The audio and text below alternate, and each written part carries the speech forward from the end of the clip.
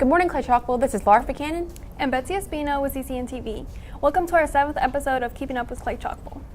This month's episode will feature videos on New Year's, Valentine's Day, and Black History Month. Let's take a look. First up, we had some students and teachers share their New Year's resolution and how they've kept up with them.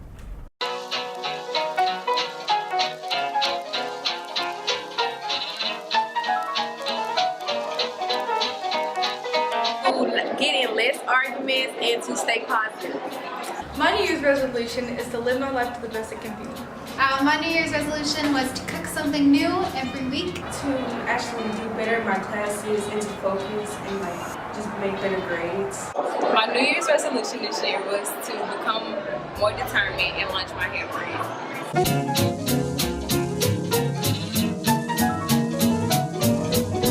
Not very well at all. Pretty well. I've been doing decisions that make me feel better. I've done it all 2 weeks of January. I did pretty good. My teachers can say I did pretty good also. I've been doing great.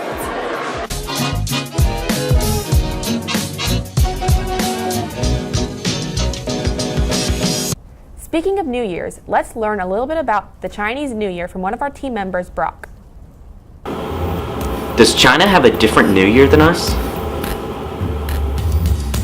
The Asian Lunar New Year is just like any other New Year, with some small differences. While some countries like Japan and Vietnam celebrate it slightly different from others, China has the longest still running Lunar New Year celebration to date. Plus, it's the first thing that comes up in Google search after seeing my calendar. So. The way the Chinese celebrate the Lunar New Year has changed slightly from way back then. There's way too many things that they do during this celebration to cover in this one segment. Since the Lunar New Year itself is welcoming deities to the earth once more, the first day is basically us saying hi. On the last day, a practice similar to Valentine's plays out. Single females write their contact number on an orange or mandarin whatever and drop it in a lake or river. When a single male finds them, he eats it, disregarding the serious health and safety violations that comes from eating a fruit from a river that could have all kinds of parasites and bugs in them, and the taste will determine how the relationship could go. If it tastes sweet, maybe it'll work out. If it tastes sour, throw it straight at a tree and run. Actually, just put it down somewhere and casually go back to what you were doing. All in all, February has some weird trend with the topic of love. But in other countries, it has other stuff. The Chinese have a different calendar than we do, and they have their own traditions and beliefs as well. After doing most of this research last minute because I'm the best procrastinator on earth, I learned some useless facts that hopefully will do something in the future. Next, here is some more information on First Priority.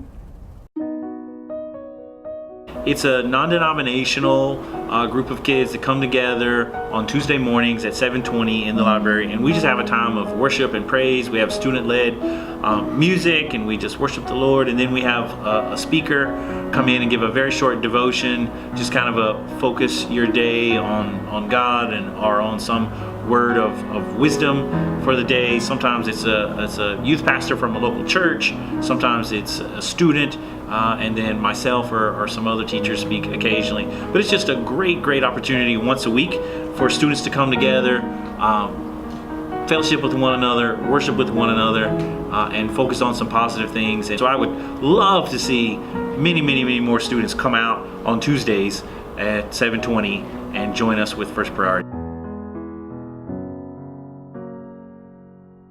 In honor of Black History Month, someone on our team took the time to find some special landmarks that you can visit right here in Birmingham that honors the Civil Rights Movement. Downtown Birmingham is most known for good food, exciting nightlife, and a good time, but at one point it was the center of America's biggest demonstration for racial equality, the Civil Rights Movement. This is Jalen Walton with CCN TV, and this February will be 56 years since the beginning of the Civil Rights Movement. So in honor of that achievement, I've put together 3 of the most important landmarks right here in Birmingham. Number 3, Kelly Ingram Park. Named in honor of a local firefighter, Kelly Ingram was the site of many vicious attacks and organized protests almost 50 years ago. Famously, Reverend James Bevel held a protest centered around desegregating retail store chains in Alabama. The park is also the setting of plenty pieces of sculpture, including statues of Martin Luther King Jr. and other prominent civil rights figures. Number 2, Birmingham Civil Rights Institute. Taking a trip right across the street is downtown Birmingham's biggest civil rights attraction, the Birmingham Civil Rights Institute, an interactive museum that takes you back 50 years into the civil rights movement itself. The Institute includes many artifacts, including the Freedom Riders bus and the door where Dr. Martin Luther King wrote his famous letter from a Birmingham jail. And number 1 is the 16th Street Baptist Church. Lastly, right beside the Institute is the infamous and historic 16th Street Baptist Church. On Sunday, September 15, 1963, 4 members of the Klan of Americas bombed the historic church, leaving 22 injured and 4 young girls dead. The church was rebuilt and is still active and can be toured as well, and is widely considered a national landmark. And that's it, Clay-Chalkville. This has been 3 of the most important landmarks in Birmingham. Take friends, family, or go by yourself, and enjoy these historic landmarks this February. Happy Black History Month. A few of our members wanted to honor different cultures by trying foods from all over. Take a look at what they tried. The table's a mess. I'm from the future, and I want to say that we're going to be trying a lot of ethnic foods today.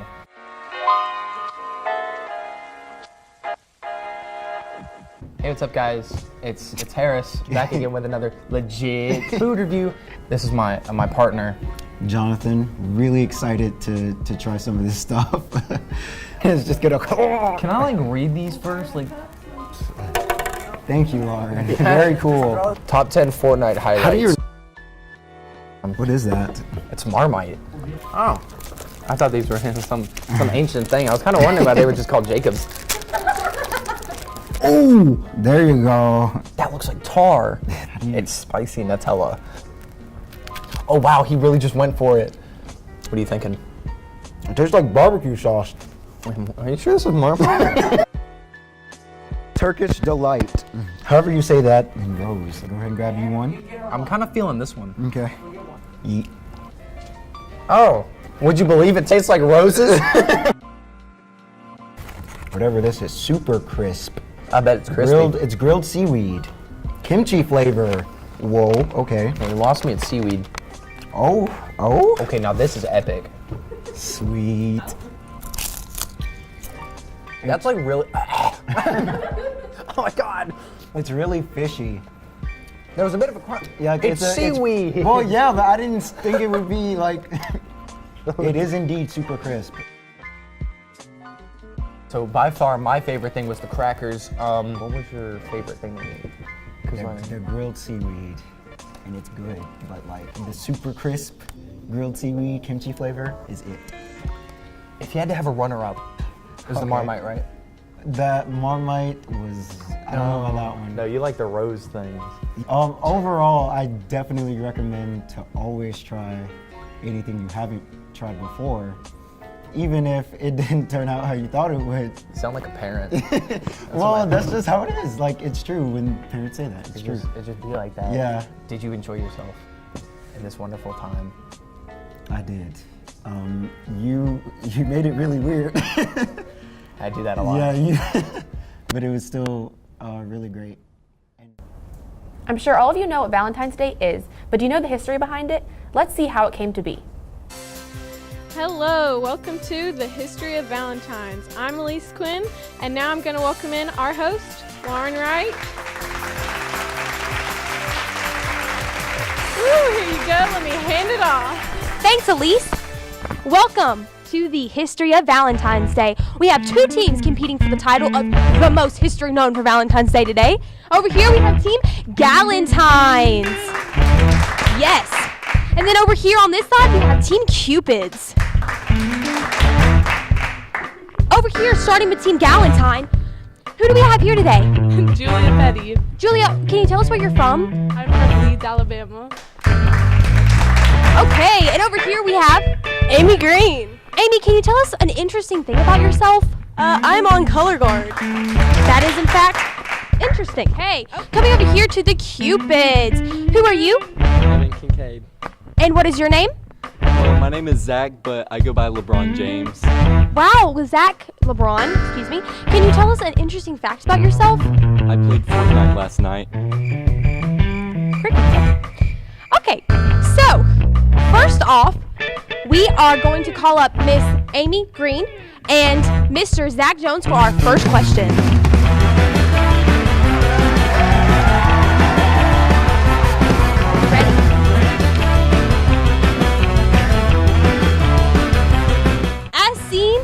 screen behind me. Question number 1 is, how many roses do you think are given on Valentine's Day each year? Is it A, 50 million, or B, 30 million? B, 30 million. That is incorrect. I'm sorry. Please place that down. That is 1 point for Team Galentine. What % of women buy themselves flowers on Valentine's Day? Is it A, 10%, or B, 15%? A, 10%. I'm sorry, that is incorrect. It is in fact 15% of women buy themselves gifts on February the 14th each year. Where did the character Cupid come from? Is it A, the son of Poseidon, or B, the son of Venus? B. That is correct. The son of Venus is the father of Cupid and known for love, hence all the hearts and stuff. Okay, as a surprise bonus round, each team will elect their strongest competitor and they will play for the non-multiple choice bonus round. Who are you choosing? Me. Okay, Julia. It's gonna be Julia and it's gonna be LeBron. For this high-speed bonus round, we are going to have no multiple choice answers. On what day did Alexander Graham Bell apply for his telephone patent in the year 1876? February 14th. That is right. I was gonna say Tuesday. We are now tallying up the scores, and our bonus round was in fact worth 2 points, making it a 4-4 game. Okay, guys. This next question, also not a multiple choice, will be worth 2 points and will be the winner of the game. Teams, please elect your strongest player to participate in this bonus round. After Saint Valentine was buried, Julia, his daughter, planted an almond tree in his honor. What color were the blossoms that blossomed near his grave? White. That is incorrect. Do you have any guesses? Pink. That is correct!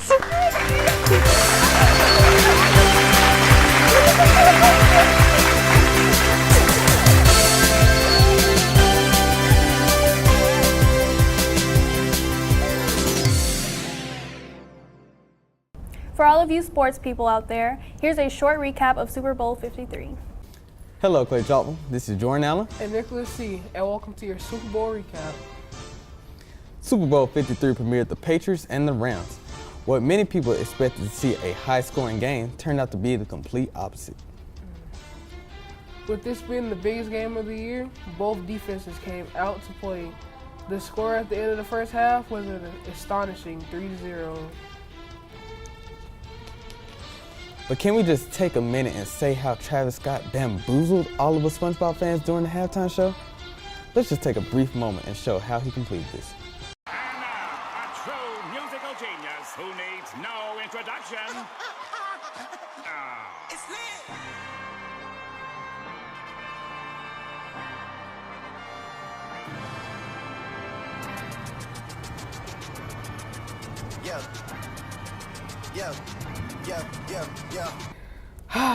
Just blasphemy. Anyway, the second half begun and we finally saw a little bit of progress. The Rams kicked the field goal, which tied the score at 3, and that was the score at the end of the third. However, that sparked the Patriots offense and Tom Brady did what he always do and launched it to his loyal tight end Rob Gronkowski and then gave it to running back Sony Michel for a touchdown and made the score 10-3. After that, the Rams continued to make a little progress on offense and gave the Patriots one last chance to score, and yet they did just that.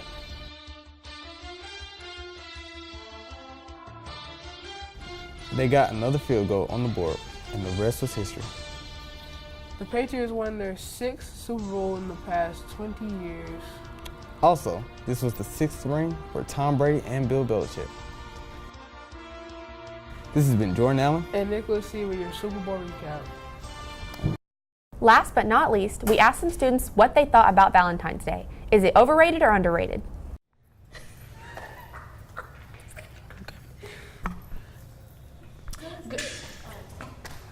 Good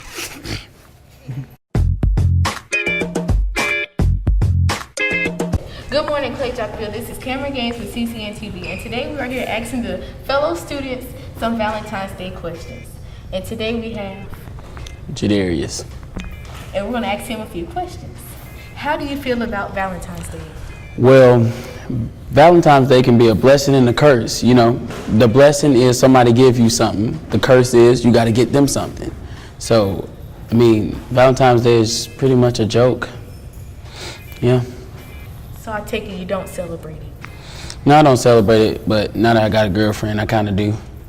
So, commitment. Well, you think it's overrated or underrated? It's overrated. I'm talking about like Walmart be packing out the aisles with Valentine's Day stuff. What about the single people? Can they get some Valentine's Day? I don't think so. Okay, and there you have it. We're back with another student. Janaya. And we're going to ask her some questions also. So how do you feel about Valentine's Day? I really like it, you know, just to show the appreciation of the person in the relationship. Well, overrated or underrated? It's both for me, you know. Some people take it to the extreme, and some people just don't do enough. You buy gifts for people? No. Somebody hurt you? Nah. Okay, we're gonna move on. We're here with Carmen. We're gonna ask her some questions. So how do you feel about Valentine's Day? I just feel like people take it for granted, you know what I mean? Like, people don't realize that Valentine's Day is not only just about relationships, it's about just spreading love. Like, it's literally the day of love. So I feel like we should appreciate everybody, single people, young people, old people, you know what I mean? It's not just about the relationships. Overrated or underrated? Most definitely, even though I like it, because I get a lot of stuff, but most definitely overrated. Okay, all right, yeah, period. Okay, we're gonna end it with that. And that has been Valentine's Day with Kids. Woo! First one up here. Hi, I'm Shantae Bird. I'm a career tech teacher and FBLA sponsor. On Wednesday, February 13th, we are asking that all students dress for success in recognition of National Career Tech Day. Come dressed in nice skirts, slacks, no tennis shoes, no tights, appropriate length skirts, polos, or khakis. Dress your best. We will also have mock interviews on that day to help prepare you for the business world. We will have professionals to come in and do those interviews and give you results so that you can know what you need to work on before you go and have that big job interview day. Thank you, and dress your best.